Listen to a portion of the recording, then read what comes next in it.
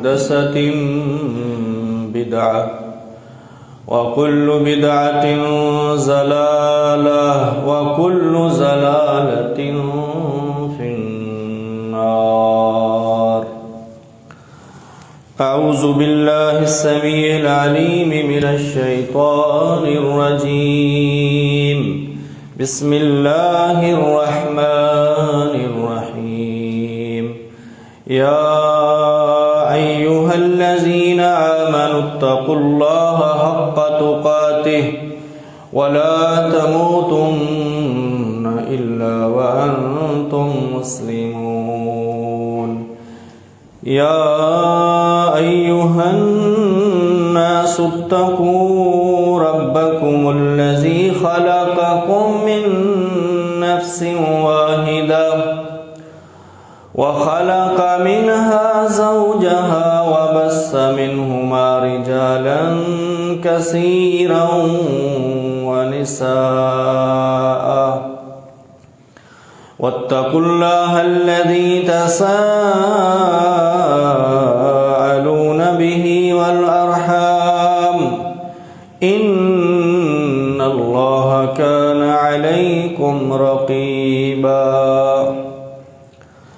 يا أيها الذين آمنوا اتقوا الله وقولوا قولا سديدا يصلح لكم أعمالكم ويغفر لكم ذنوبكم ومن يطع الله ورسوله فقد فاز فوزا عظيما.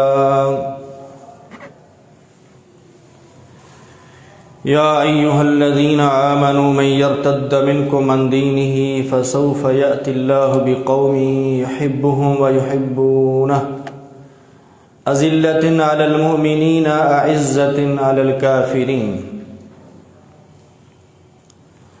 اے ایمان والو، جو شخص تم میں سے اپنے دین سے مرتد ہو جائے گا، اللہ تعالیٰ عنہ قریب ایسے لوگ لے آئے گا، اللہ ان سے محبت کرتا ہے اور وہ اللہ سے محبت کرتے ہوں گے.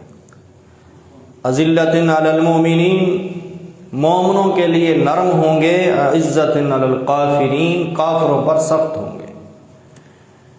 یجاہدون فی سبیل اللہ،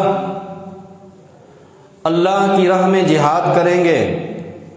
ولا یخافون فی اللہ لومۃ لائم،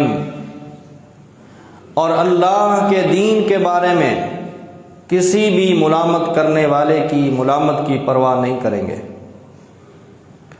ذالک فضل اللہ، یہ اللہ کا فضل ہے. یؤتیہ من یشاء، اللہ تعالیٰ جسے چاہتا ہے عطا کر دیتا ہے. واللہ واسع علیم، اور اللہ تعالیٰ بہت وسعت والے ہیں اور ہر چیز کو جاننے والے ہیں. گزشتہ خطبہ میں اس آیت کی تفسیر میں ہم دو چیزیں پڑھ چکے ہیں کہ اہل ایمان ایک دوسرے سے محبت کرتے ہیں اور اللہ ان سے محبت کرتا ہے اور وہ اللہ سے محبت کرتے ہیں. ان چیزوں کے بارے میں کچھ ہم نے پڑھا تھا. اب تیسری چیز جو اس آیت کے اندر ان لوگوں کی صفات میں اللہ تعالیٰ نے ذکر کی ہے جو لوگ اللہ کے دین کا کام کرتے ہیں. اللہ تعالیٰ ان کو مختلف قوموں سے، قبیلوں سے، علاقوں سے منتخب کرتا ہے اور ان کو اپنے دین کے لیے استعمال کرتا ہے. یجاہدون فی سبیل اللہ. تیسری چیز یہ ہے کہ وہ اللہ کی راہ میں جہاد کرتے ہیں. پتہ چلا کہ اللہ کے دین کو دنیا میں غالب کرنے کے لیے، پھیلانے کے لیے، اللہ کا کلمہ دنیا میں بلند کرنے کے لیے، اور اسلام دشمن قوتوں کو زیر کرنے کے لیے، طاغوتی نظام توڑنے کے لیے ضروری ہے کہ وہ قوتیں اور طاقتیں جو اسلام کے لیے رکاوٹ بنتی ہیں ان کو ضرب جہاد سے اللہ کے راستے سے ہٹا دیا جائے۔ ایسے لوگ جو اسلام کے دشمن ہیں اور اسلام کے راستے میں رکاوٹ ہیں، ان کا علاج جو ہے کوئی دم درود نہیں، دعا نہیں، منت سماجت نہیں، اچھے اخلاق کا مظاہرہ کرنا نہیں کہ اگر تم یہ کام کرو گے تو وہ آپ کا راستہ چھوڑ دیں گے۔ ان کا علاج جو اللہ تبارک و تعالی نے تجویز کیا ہے وہی ہے، وہ کیا ہے؟ جہاد فی سبیل اللہ۔ جو لوگ اللہ کی زمین پر قابض ہیں اور اللہ کی زمین پر انہوں نے ظالمانہ کافرانہ نظام قائم کیا ہوا ہے، وہ صرف اور صرف جہاد سے ہی راستے سے ہٹیں گے، اس کے علاوہ کوئی راستہ نہیں ہے۔ اس لیے رسول اللہ صلی اللہ علیہ وآلہ وسلم نے اپنی مدنی زندگی میں، جو کہ 10 سالہ مدنی زندگی ہے، اس میں آپ یہ دیکھ لیں، پڑھ لیں سیرت میں کہ تقریباً 80 سے اوپر اور 90 سے کچھ کم غزوات ہیں جو آپ نے کیے کافروں کے خلاف۔ اہل سیر نے 86 تعداد لکھی ہے، وہ غزوات جن میں آپ خود بنفس نفیس شرکت کرتے ہیں یا اپنے کسی صحابی کو اس لشکر کا سپہ سالار بنا کر روانہ کرتے ہیں کفر کی سرکوبی کے لیے۔ ان کی تعداد کتنی ہے؟ 86۔ یعنی 10 سالہ زندگی میں پیارے پیغمبر صلی اللہ علیہ وسلم نے 86 غزوات کیے ہیں کفر کے خلاف۔ اور ہمیں کتنے سال ہو گئے؟ 75۔ ہم نے کتنے کیے؟ نتیجہ آپ کے سامنے ہے۔ 10 سالہ زندگی کا نتیجہ آپ کے سامنے ہے، اور 75 سالہ کارکردگی ہماری جو ہم اس ملک میں رہ رہے ہیں وہ بھی آپ کے سامنے ہے۔ وہاں کیا کارکردگی ہے کہ مسلمان عزت کے ساتھ زندہ ہے، حلال کھاتا ہے، عدل ہے، انصاف ہے۔ کسی بھی مسلمان پر کہیں بھی کوئی کافر ظلم کرتا ہے تو اس کا گریبان پکڑا جاتا ہے۔ فتنے کا کلا کما ہو گیا، لا تکونا فتنہ، کہ اللہ کی زمین پر فتنہ نہ رہے۔ کوئی بھی شخص اللہ کی زمین کے کسی بھی خطے میں رہتا ہے اور وہ مسلمان ہے، کافر اس کی طرف میلی آنکھ اٹھا کر نہ دیکھے۔ یہ ہے فتنے کا خاتمہ۔ اور کفر کی حالت کیا ہونی چاہیے؟ حتی یؤتوا الجزیۃ عن ید وہم صاغرون، کہ کافروں کو نمبرداری، کافروں کی سرداری، کافروں کی حکومت نہیں، غلامی۔ اگر وہ زندگی جینا چاہتے ہیں تو پھر حتی یؤتوا الجزیۃ عن ید وہم صاغرون، اپنے ہاتھوں سے مسلمانوں کے بیت المال میں آ کر جزیہ دیں، ٹیکس دیں اور ان کی زندگی محفوظ ہو۔ یہ ہے اسلام جو اپنے ماننے والوں کو یہ عزت دیتا ہے کہ تم صرف اللہ کے غلام ہو، زمین اللہ کی ہے، قانون اگر تم اللہ کا نافذ کر دو گے، اللہ کے دین کے لیے اگر تم قربانیاں پیش کر دو گے، خون پیش کر دو گے، اپنے مال پیش کر دو گے، اپنی خواہشات کے تم ان کو قربان کر دو گے اللہ کے لیے، تو اللہ تمہیں دنیا کے اندر بھی عزت دے گا۔ اللہ نے اس آیت کے آخر میں فرمایا ذالک فضل اللہ، ان تمام صفات کے بارے میں، اللہ سے محبت کرنا، اللہ کا ان سے محبت کرنا، مسلمانوں کے لیے نرم گوشہ رکھنا، کافروں کے لیے سخت ہونا، اللہ کی راہ میں جہاد کرنا، یہ کیا ہے؟ ذالک فضل اللہ، یہ اللہ کا فیصلہ ہے۔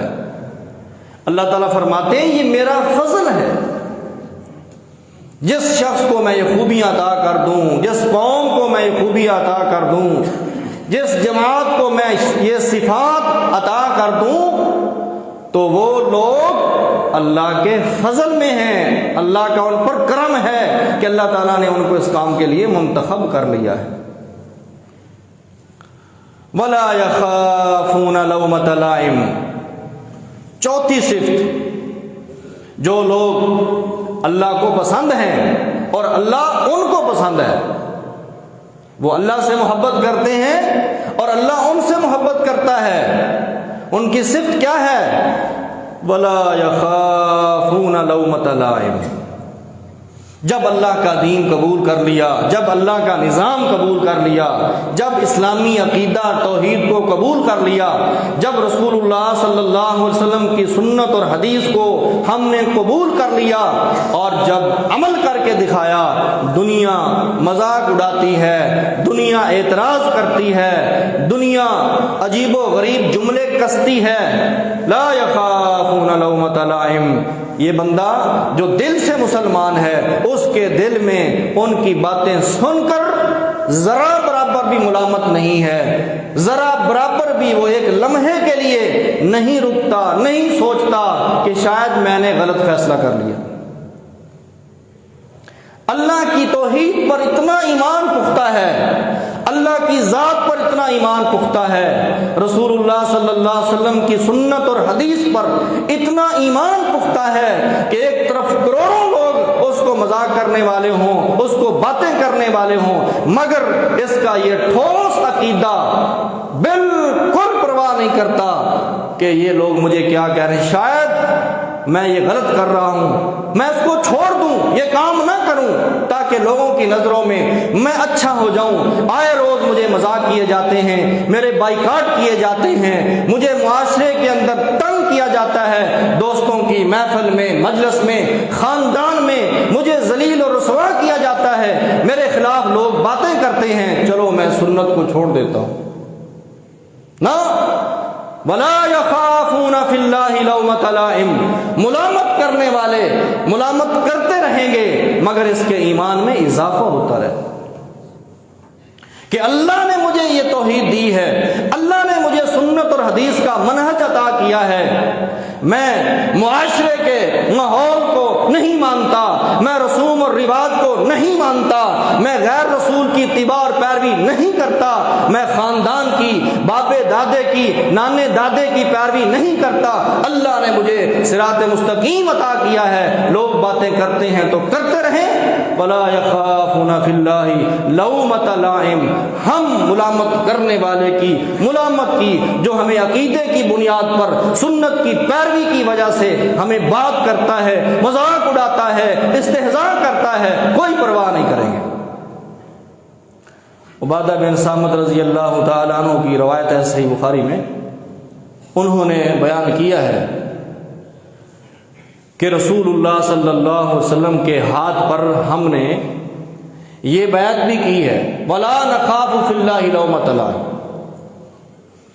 آپ اس بات پر بیعت لیتے تھے کہ دیکھو تم مسلمان ہو رہے ہو، تم کفر چھوڑ رہے ہو، شرک چھوڑ رہے ہو، باپ دادے کی پیروی چھوڑ رہے ہو، اور تم میرے ہاتھ پر بیعت کر رہے ہو، اسلام پر، دین پر، قرآن پر اور حدیث پر۔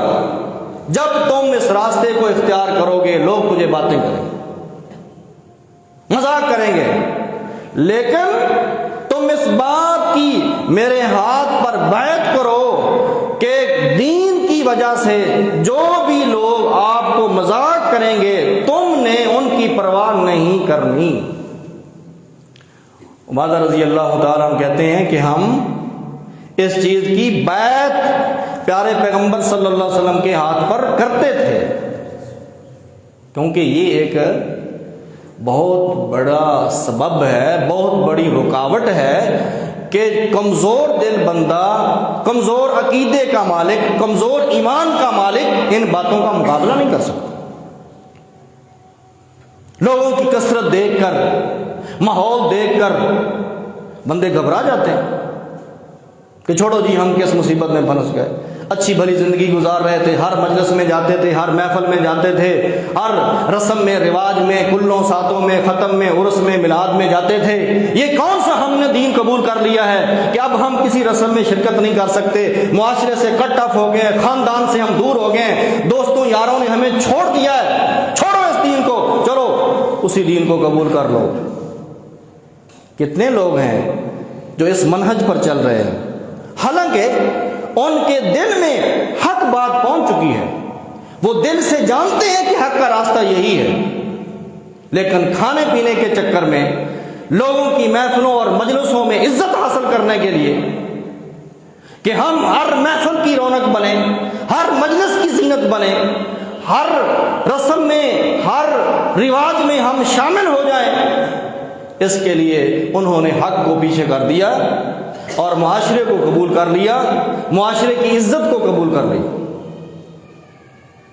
ایسا ہے یا نہیں ہمارے معاشرے کے اندر؟ ہے، لوگ اس طرح کی زندگی بسر کر رہے ہیں جو کہ بزدلانہ زندگی ہے، اہل حق کا یہ شیوا نہیں ہے۔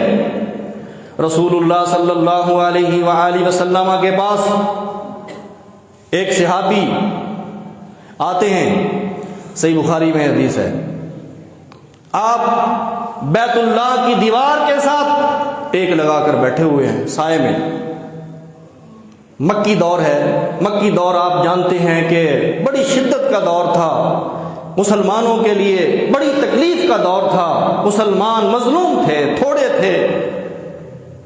کہتے ہیں یا رسول اللہ الا تدعو لنا، آپ ہمارے لیے دعا کیوں نہیں کرتے؟ کب تک ہم اہل مکہ کے ظلم کا شکار بنتے رہیں گے؟ کب تک ہمیں مکے کی پتھریلی سڑکوں پر، بازاروں میں ہمیں گھسیٹا جائے گا؟ کیا ہمارا یہ قصور ہے کہ ہم نے اللہ کی توحید کو قبول کر لیا، ہم آپ پر ایمان لائے اور اب ہمیں ظلم کا نشانہ بنایا جاتا ہے، ہم مکے کے ظلم سے تنگ آ چکے ہیں، آپ ہمارے لیے دعا کیوں نہیں کرتے؟ آپ جب یہ بات سنتے ہیں تو سیدھے ہو کر بیٹھ جاتے ہیں اور کیا فرماتے ہیں؟ رسول اللہ صلی اللہ علیہ وسلم نے اپنے ماننے والوں کو سبز باغ نہیں دکھائے تھے کہ جناب تم بادشاہ بن جاؤ گے، سونے اور چاندی کے ڈھیر لگ جائیں گے، راتوں رات تم کروڑ پتی ہو جاؤ گے، سارے قرضے میں اتار دوں گا، تمہارے محلات بنا دوں گا۔ نہیں، کیونکہ اگر یہ چیزیں ہوں تو انسان کے اندر خلوص نہیں رہتا، وہ لالچ کی بنیاد پر اسلام قبول کرتا ہے، اور اسلام کی بنیاد میں اخلاص ہے کہ ہم صرف اور صرف اللہ کے لیے اسلام کو قبول کرتے ہیں۔ اگر اللہ دنیا میں ہمیں کوئی غلبہ دے دے تو اس کی مرضی، دنیا میں اللہ تعالی ہمیں دنیا کی نعمتیں دے دے تو اس کی مرضی، نہیں تو ہم خوش ہیں، ہر حال میں خوش ہیں۔ فرمایا لوگو تم جلدی مچا رہے ہو، تم سے پہلے لوگوں کی حالت یہ تھی کہ کسی ایک کو پکڑ کر لایا جاتا، اور اس کے سر کے درمیان لوہے کی آری چلا دی جاتی اور اس کو دو حصوں میں پھاڑ دیا جاتا، مگر یہ چیز اس کو اس کے دین سے دور نہیں کرتی تھی۔ اس کو گرفتار کیا جاتا، پکڑا جاتا، ظالم اور مخالف لوگ اس کے جسم کے دو حصے کر دیتے۔ اس کو معلوم تھا کہ میرے ساتھ بھی یہ ہونے والا ہے، مگر ان کی استقامت، ان کا صبر، اللہ کے دین پر ایمان اتنا تھا مضبوط کہ وہ کہتے کہ ہم اپنے جسم کے دو حصے تو کروا لیں گے مگر اللہ کے دین کو نہیں چھوڑیں گے۔ آپ نے فرمایا کسی کو لایا جاتا اور اس کے جسم پر لوہے کی کنگھیاں چلائی جاتی، اس کے جسم سے خون، ہڈیاں اور گوشت الگ کر دیا جاتا، نوچ دیا جاتا، زندہ انسان کے جسم پر لوہے کی کنگھیاں چلا دی جاتی، آرے چلا دیے جاتے، اس کا گوشت الگ ہو جاتا، ہڈیاں الگ ہو جاتی۔ آپ فرماتے ہیں مگر وہ اللہ کے دین سے نہیں ہٹتا تھا۔ فرمایا اللہ اس دین کو مکمل کرے گا، اس دین کو غالب کرے گا۔ فلاں مقام سے اکیلی عورت جو ہے اپنی سواری پر آئے گی، بیت اللہ کا طواف کرے گی، واپس لوٹ کر جائے گی، اور اللہ تعالیٰ اس دین کی وجہ سے اتنا امن عطا کرے گا اس زمین پر کہ اس کو اللہ کے سوا کسی کا ڈر نہیں ہوگا۔ تم جلدی مچا رہے ہو۔ ام حسبتم ان تدخلوا الجنہ ولما یأتکم مثل الذین خلوا من قبلکم مستهم البأساء والضراء وزلزلوا حتى يقول الرسول والذین آمنوا معه متى نصر اللہ الا ان نصر اللہ قریب۔ کیا تم نے یہ سمجھ لیا ہے کہ ہم بغیر کسی قربانی کے، بغیر کسی مصیبت کے اللہ کی جنت کے حقدار بن جائیں گے؟ تمہارے پاس ان لوگوں کی مثالیں ابھی تک نہیں آئیں جو اللہ کے دین کے لیے ہلا دیے گئے، مصائب کا شکار کر دیے گئے، دکھوں اور مصیبتوں میں وہ پھنس کے رہ گئے، ان کی زندگی تنگ کر دی گئی، وزلزلوا، ہلا دیے گئے، حتیٰ یقول الرسول والذین آمنوا معہ، رسول جو اتنے صبر کے پہاڑ ہوتے ہیں، اللہ تعالیٰ ان کی نگرانی کرتا ہے، حفاظت کرتا ہے، ان پہ وحی نازل کرتا ہے، اس کے باوجود رسولوں کا صبر کا پیمانہ بھی لبریز ہو گیا اور ایمان والے بھی تھک گئے مارے کھا کھا کے، اور حتیٰ کہ انہوں نے اللہ کے سامنے شکوہ کیا، متی نصر اللہ، یا اللہ اتنا عرصہ ہو گیا، 10 سال نہیں، 20 سال نہیں، 50 سال نہیں، صدیاں گزر گئی ہیں، ہم ظلم کا شکار ہیں، ہم لوگوں کے لیے مذاق اور ٹھٹھا بنے ہوئے ہیں، متی نصر اللہ، اللہ تیرا وعدہ ہے کہ میں اپنے بندوں کی مدد کرتا ہوں، یا اللہ تیری مدد کب آئے گی؟ تو اللہ تعالیٰ ان کو تسلی دیتے، الا ان نصر اللہ قریب۔ یہ اللہ کا طریقہ ہے، اللہ آزماتا ہے، یہ نہیں کہ آج تم نے کلمہ پڑھا کل تم دنیا پر غالب آ جاؤ گے، اسلام کا جھنڈا راتوں رات ساری دنیا پر لہرا جائے گا، نہیں، اس سے پہلے امتحانات ہیں، خواہشات کی، جذبات کے امتحانات ہیں، مالوں کی قربانی، جانوں کی قربانی، وطن کی قربانی، ماں باپ کی محبت کی قربانی، باپ دادے کے دین کی قربانی، ساری قربانیاں اللہ لیتا ہے، پھر تمہیں اللہ غلبہ دے گا۔ الا ان نصر اللہ قریب، اللہ کی مدد ضرور آئے گی، لیکن اللہ ابھی تمہیں دیکھ رہا ہے کہ تم اس کے دین پر کتنے پختہ ہو، تمہارے اندر کتنی استقامت ہے، اللہ دیکھتا ہے۔ اس لیے میرے بھائیوں، ولا یخافون لومۃ لائم، لوگ ملامت کرتے ہیں تم کس دین پر چل رہے ہو، یہ نیا دین ہے، یہ انگریزوں کا دین ہے اور یہ گھٹیا دین ہے، اس دین کے اندر جو سزائیں ہیں وہ وحشیانہ سزائیں ہیں، کون مانتا ہے، جدید دور ہے، فلاں ہے، یہ ہے، تم قرآن حدیث کرتے پھرتے ہو، دنیا چاند پر پہنچ گئی ہے، تم لوگوں کو واپس پلٹاتے ہو، لیکن دیکھو جی دنیا کتنی ترقی کر گئی ہے، تم بڑے کٹڑ ہو، تم بنیاد پرست ہو، تم چھوڑو اس دین کو، یہ پرانی باتیں ہیں، پرانی تعلیم تعلیمات ہیں، آئندہ کی بات کرو، جدید دور کی بات کرو، یہ کرو وہ کرو، لوگ اس طرح کی باتیں کرتے ہیں۔ آج دیکھ لیں، لوگوں نے ترقی کے نام پر اللہ کے دین کا مذاق اڑایا۔ جو خواتین آج کے دور میں حجاب پہنتی ہیں، دیکھ لو دنیا میں ان کو کتنا ذلیل کیا جا رہا ہے۔ ہندوستان کے اندر ان خواتین کو، ان طالبات کو سکولوں کالجوں میں داخل نہیں ہونے دیا جا رہا کہ حجاب اتارو، پردہ اتارو۔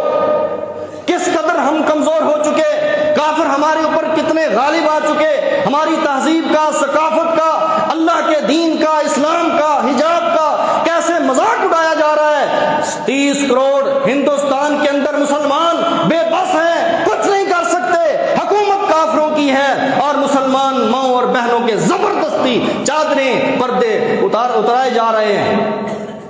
ہم بھی تماشا دیکھ رہے ہیں، ہمارے پاس بھی کوئی ہمت نہیں، کوئی طاقت نہیں۔ ہمارے صدر کو، ہمارے وزیر اعظم کو، ہمارے چیف آف آرمی سٹاف کو یہ توفیق نہیں ہے کہ ہندوستان کی اس غلیظ سوچ پر کوئی ایک جملہ کہہ دیں، ان کے خلاف کوئی بات ہی کہہ دیں، اور اسلام کے دفاع میں کوئی ایک جملہ بھی کہہ دیں، لیکن یہ گنگ ہیں، یہ نہیں بول سکتے۔ ان کی محبت اسلام کی آپ کے سامنے ہے۔ ریاست مدینہ کے دعوے دار، ٹھیکے دار، مدینہ میں جا کر پاؤں سے جوتے اتار کر چلنے والے آج اللہ کے دین کے لیے ایک جملہ نہیں بول رہے۔ مدینے میں جاتا ہے ہمارا وزیر اعظم، پاؤں سے جوتے اتار دیتا ہے۔ مجھے بڑی محبت ہے مدینے سے، مدینے والے سے، لیکن آج مدینے والے کے دین پر لوگ کیا باتیں کر رہے ہیں۔ آج اسلام کی بیٹیوں کے سروں سے چادریں اتاری جا رہی ہیں، پردے اٹھائے جا رہے ہیں، اور تو گونگا شیطان بن کر بیٹھا ہے۔ یہ تیری محبت ہے؟ محبت اس کو کہتے ہیں؟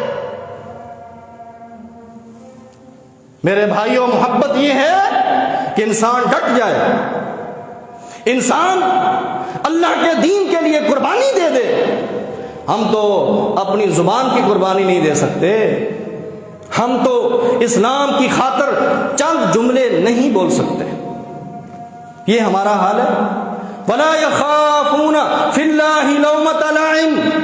ہمارے سربراہان مملکت، ہمارے ملکوں کے بادشاہ، وزیر اعظم صدور، ان کے اوپر کس چیز کا سایہ ہے؟ خوف کا سایہ، کافروں کے خوف کا سایہ۔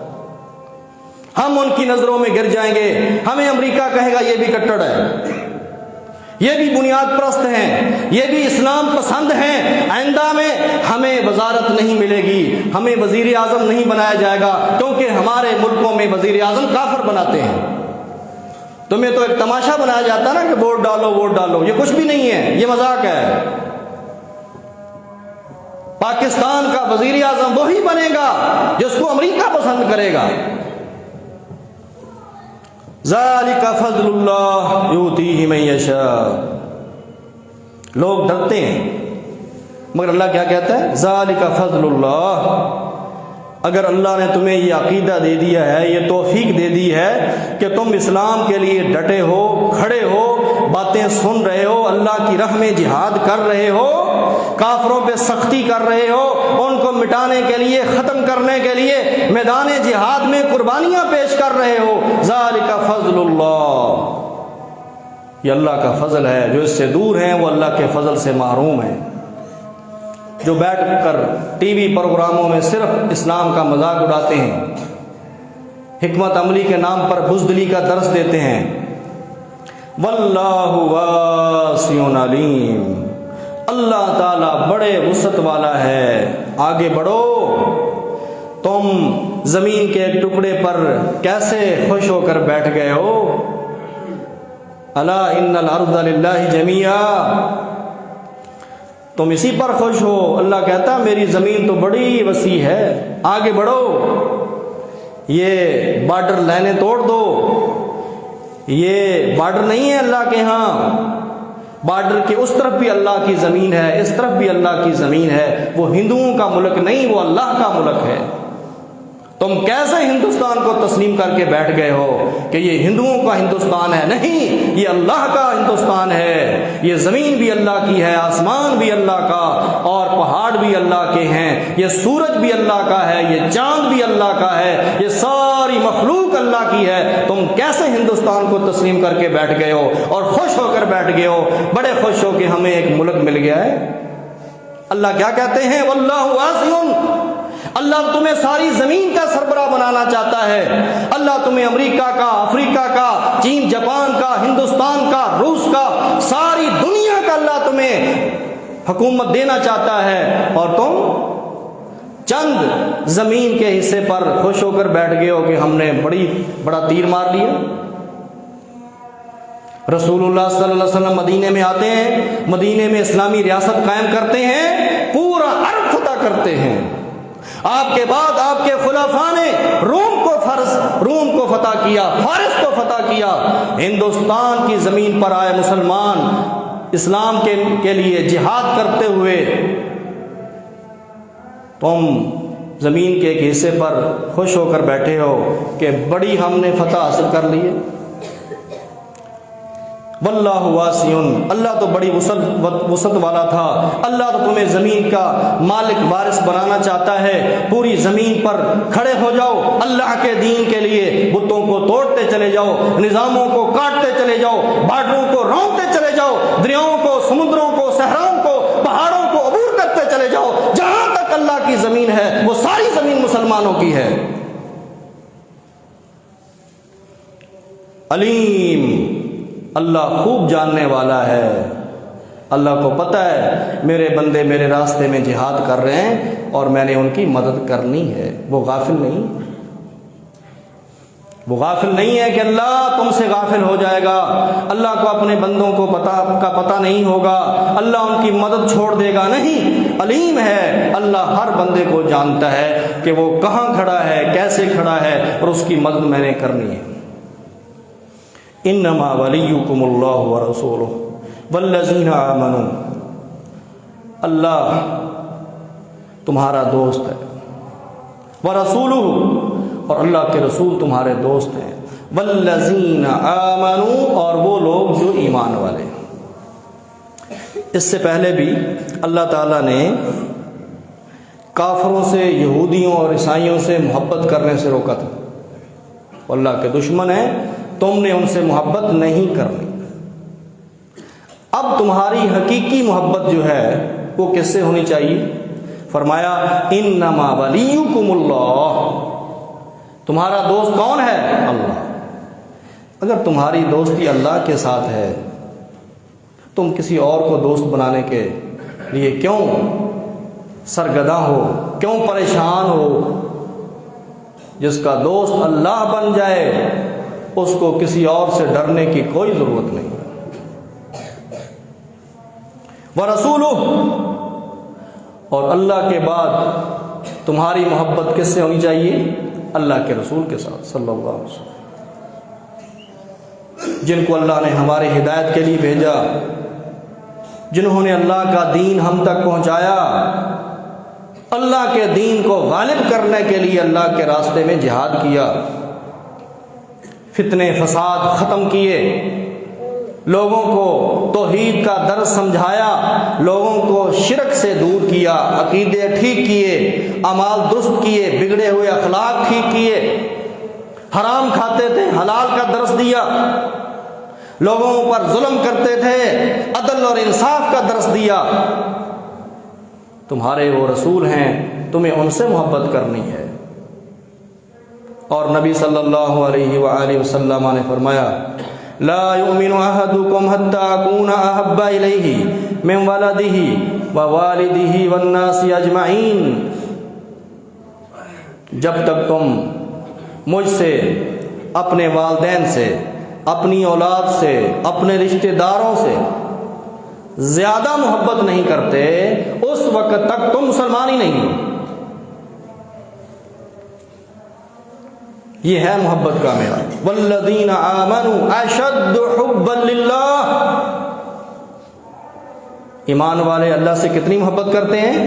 اشد حبا للہ، کوئی چیز اللہ سے بڑھ کر ان کو محبوب نہیں ہوتی. اور اللہ سے ایک ایسی محبت ہے اشد، سخت ترین. کوئی چیز، دنیا کا کوئی سامان، دنیا کا کوئی عہدہ منصب، دنیا کا کوئی مال، بادشاہ، کوئی بھی چیز ان کو اللہ سے زیادہ عزیز نہیں ہوتی. قل ان کان آباؤکم وابناؤکم واخوانکم، کہہ دیجئے اگر تمہارے باپ، تمہارے بھائی، تمہاری بیویاں، تمہارے بیٹے، تمہارے رشتہ دار، تمہارے گھر جن میں تم رہتے ہو، تمہارے کاروبار جن کے خسارے کا تمہیں ڈر رہتا ہے، احب الیکم من اللہ ورسولہ، اگر یہ چیزیں تمہیں اللہ سے زیادہ عزیز ہیں، اللہ کے رسول سے زیادہ عزیز ہیں، وجہاد فی سبیلی، اللہ کی راہ میں جہاد سے زیادہ عزیز ہیں، فتربصوا حتی یأتی اللہ بامرہ، پھر اللہ کے عذاب کا انتظار کرو. واللہ لا یہدی القوم الفاسقین، اللہ تعالیٰ ایسے فاسقوں کو ہدایت نہیں دیتا. یہ فسق ہے کہ تمہیں اللہ سے محبت کم ہو، باپ سے زیادہ ہو، نمازیں پڑھو، روزے رکھو، فاسق ہو. یہ عمل ہے، یہ ایمان ہے، ذرا اس کو سمجھیے. ایک شخص اسلام قبول کرتا ہے، نماز پڑھتا ہے، روزہ رکھتا ہے، زکوٰۃ دیتا ہے، قرآن کو مانتا ہے، حدیث کو مانتا ہے، آخرت پر ایمان رکھتا ہے، لیکن وہ کہتا ہے مجھے اللہ سے زیادہ میرے باپ سے محبت ہے، مجھے رسول اللہ صلی اللہ علیہ وسلم سے زیادہ بیوی سے محبت ہے، بیٹے سے زیادہ محبت، اللہ کے رسول سے کم ہے. یہ بندہ فاسق ہے. بے شک نمازیں پڑھے، روزے رکھے، جو مرضی کرے، حج کرے، عمرے کرے، یتیموں کے سروں پر ہاتھ رکھے، بیواؤں کا آسرا بنے، بیماروں کو دوائی لے کر دے، ہسپتال بنائے، سکول بنائے، پل بنائے، نلکے لگوائے، جو مرضی کرے. اگر محبت کا معیار یہ ہے کہ اللہ، اس کے رسول بعد میں، دنیا پہلے، باپ پہلے، بیٹا پہلے، بیوی پہلے، دوست پہلے، ملک پہلے، علاقہ پہلے، گھر پہلے، کاروبار پہلے ہے، تو یہ بندہ فاسق ہے. اس کا کوئی کم عمل اللہ کے ہاں قبول نہیں. والذین فسقوا فمأواہم النار، جو لوگ فاسق ہیں ان کا ٹھکانہ آگ ہے. محبت کا معیار بلند ہو. قرآن اور حدیث نے ہمیں یہ سمجھایا ہے کہ تمہیں اللہ اور اس کے رسول سے زیادہ کوئی چیز عزیز نہیں ہونی چاہیے.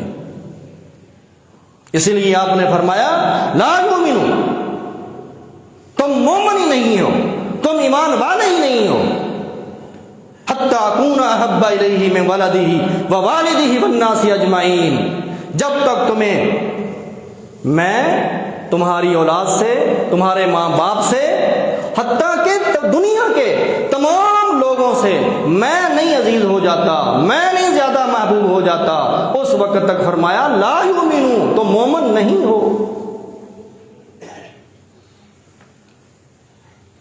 ہم میں سے ہر بندہ اپنے گریبان میں جھانکے، تھوڑی دیر کے لیے سوچے، باقی چیزیں نکالو اپنے دماغ سے، ساری مصروفیات، سارے توہمات، خیالات نکال کر تھوڑی دیر کے لیے اپنے دماغ کو صاف کر کے، خالی کر کے، چند لمحوں کے لیے سوچو کہ واقعی میں ایسا ہی ہوں. کیا واقعی مجھے اللہ سے اور اس کے رسول سے اتنی محبت ہے کہ دنیا کی کسی چیز سے مجھے اتنی محبت نہیں؟ سوچئے، آپ سوچئے. سنتے رہتے ہیں، سننا اور ہے، جلسے سننا، کانفرنسوں میں شامل ہونا، جمعے سننا، قرآن سننا، حدیثیں سنتے رہنا، علماء سے ملاقاتیں کرتے رہنا، یہ اور چیز ہے. لیکن میرے بھائیوں، اگر ہم نے اس مسئلے میں اپنے ایمان کا امتحان لینا ہے تو آپ کو دماغ کو خالی کر کے، صاف کر کے، تھوڑی دیر کے لیے سوچنا ہے کہ مجھے اللہ اس کے رسول سے کتنی محبت ہے. اور یہ ترازو صرف آپ کے ہاتھ میں ہے، کوئی دوسرا نہیں بتا سکتا. کوئی آپ مجھے نہیں بتا سکتے کہ میرے دل میں اللہ اس کے رسول سے کتنی محبت ہے. آپ کو کوئی پتہ نہیں ہے، نہ مجھے آپ کے بارے میں پتہ ہے. ہر شخص بل الانسان علی نفسہ بصیرہ ولو القى معاذیرہ، اللہ تعالیٰ فرماتے ہیں انسان اپنے بارے میں خوب جانتا ہے کہ اس کے دل میں اسلام کی، اللہ کے رسول کی کتنی محبت ہے۔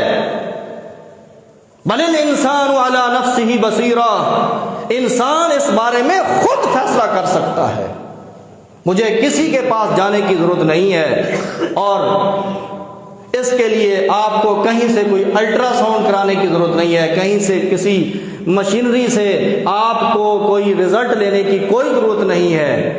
یہ فیصلہ آپ کے دل نے کرنا ہے، اور آپ کا دل بالکل صحیح فیصلہ کرے گا، بالکل صحیح فیصلہ کرے گا۔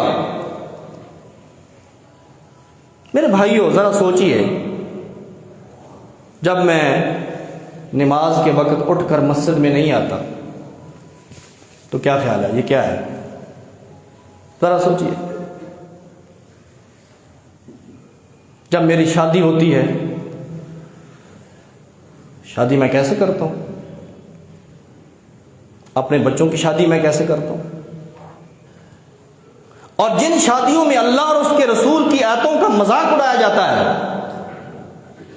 وہاں میں جاتا ہوں، ان محفلوں اور مجلسوں کے اندر میں بیٹھتا ہوں جہاں موسیقی چل رہی ہے، جہاں رسمیں اور رواج عروج پر ہیں، جہاں بے حیائی اور فحاشی سر عام ہے،